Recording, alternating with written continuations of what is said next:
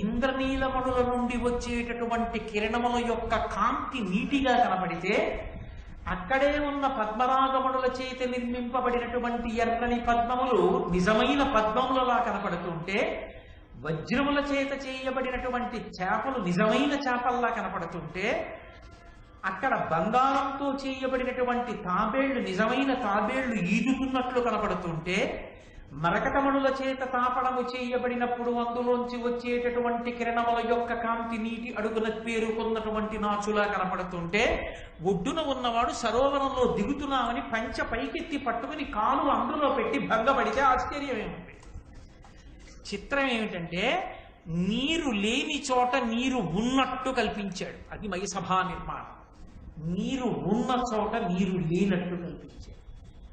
ఎలా అంటే, గోడలలో స్ఫటికమణులు పెట్టాడు. ఆ స్ఫటిక మణుల కాంతులు పడుతున్నాయి. స్ఫటికమణి కాంతి కనపడుతోంది గోడలోంచి, తెల్లటి కాంతి పడుతోంది కాబట్టి అక్కడ నీరు లేదనుకుంటారు. అనుకుని కాలు పెడితే అక్కడ జలాశయం ఉంటుంది. ఈ కాంతి కప్పేస్తుంది, కనపడదు.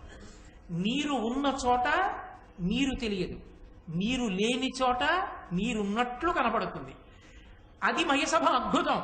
బాహ్యం, ఆంతరం కురుక్షేత్ర సంగ్రామానికి బీజం, ధర్మం నిలబడడానికి కారణం. మయసభలోని 2 మడుగులలోంచి పుట్టింది. అది కృష్ణ పరమాత్మ సంకల్పం. అది ఆయన అనుగ్రహం.